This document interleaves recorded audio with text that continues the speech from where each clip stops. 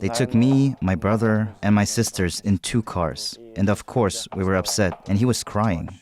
Everything changed for Veselin on his 11th birthday. He grew up in this place, an institution for children without parental care. He only left it a few months ago, and now Veselin is on his own. He has to find a job, pay rent, and figure out his next steps, just like many young people. But with one big difference, Veselin has no family home to fall back on and no financial security. Just the will to start over in Bulgaria, a country often described as the poorest in the European Union. The pressure is huge. For a while in my life, I was a little depressed and very negative, so to speak. But I was able to escape from that dark place. I started to find reasons to live and understand what the meaning of my life was. I found my why. But one dream keeps pushing him forward, to build a life through his art, through writing and painting. Will he make his dream come true? Veselin grew up in institutional care in Elhovo, a small town in rural Bulgaria. But we meet him in the second biggest city in the country, Plovdiv, where he moved only a few months ago. When children in Bulgaria turn 18, they're expected to leave state care and start a life on their own. I am Veselin Angelov. I am 18 and I'm currently living in the city of Plovdiv. The main reason is that my brother lives here and I like the idea of sharing a place. I like it because it reminds me of my town Elhovo, but it's just bigger, with more opportunities. Veselin doesn't have much time for going out or getting to know the city. Most days are about responsibility. He has to make money to pay rent. At the beginning, it was scary. I was preparing maybe 6-7 months before leaving the children's home, coming up with a plan of what to do and how to do it. I spent that time just thinking and being afraid that I probably wouldn't be able to cope, and I didn't do anything until the last month. Then I started taking action, looking for a job at the very last moment. Support from Bulgaria's government after leaving institutional care is little to non-existent, leaving young adults with a high risk of unemployment and social isolation during their first years of independence. In fact, Bulgaria has the highest percentage of young people in the EU struggling to afford what's needed for a decent standard of living. Against these odds, Veselin has already taken his first steps.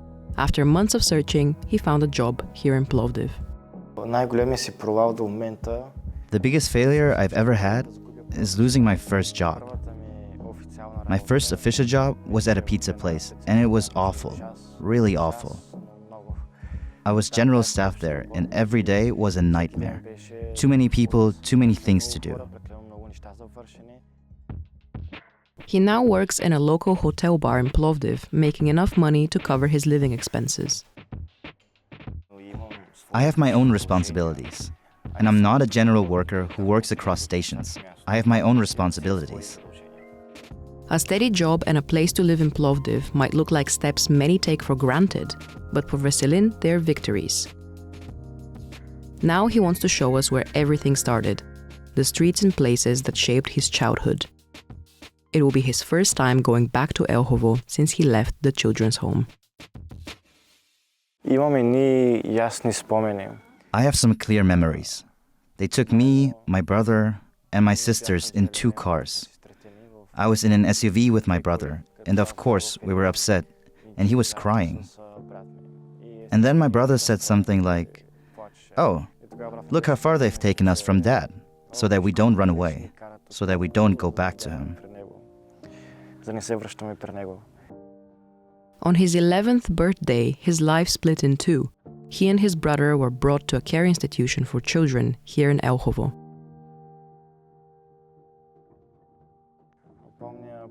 I remember the first day of school. I went inside and started getting to know the other kids. I avoided talking about living in an institution. Because back then, for me, it was shameful to say that I didn't have parents. Because my parents don't get along and I don't live with them. In school, Veselin was one of the best in his class. He was a valedictorian at his graduation and earned multiple scholarships. Well, I feel somewhat proud of myself, because these are small steps that prepared me for this life, the independent life. It gave me hope that I can and that I shouldn't stop here. That's why I'm proud of myself. In Bulgaria, over 8,000 children live apart from their biological families under state care. Many of those children arrived there not because their parents chose to abandon them, but because of reasons like poverty, illness, and conflict within the family. Two of Veselin's sisters remain in the institutional care system even today. Their safety is something he worries about often. There are nights when I just can't sleep because I worry about them, because they're alone in the city and there's generally no one around them. And now they're old enough to walk around on their own. We weren't allowed to film inside a children's home in Elhovo, where Veselin spent 7 years of his life.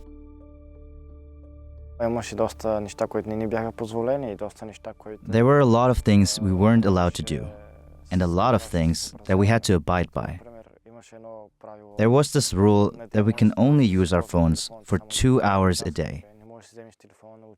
And you couldn't take your phone to school. Everyone communicates that way when you're in middle school or high school. Everyone has their phone, so you feel a little behind. Very few people supported me in my writing. I remember when I was 14, I started writing my first book in a notebook. I gave it to a teacher at school to read, and he stayed up reading and scribbling with a red pen to show me where I made mistakes.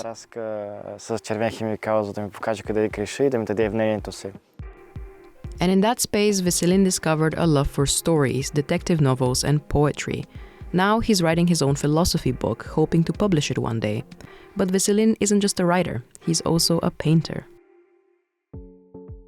Today is a big day. Veselin travels all the way to the country's capital, Sofia, where he will exhibit 2 of his paintings. Soon he will be making a speech at the grand opening. The first time I started drawing, I was very little, maybe 6 or 7.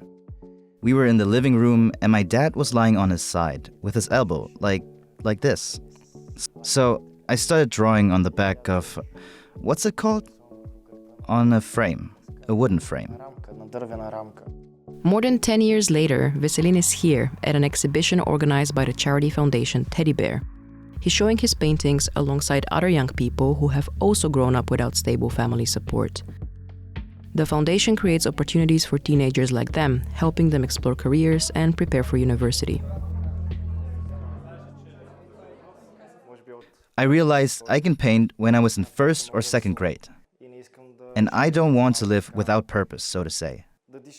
I love working with purpose, and if my last breath is meaningful, maybe it would also be with a smile on my face.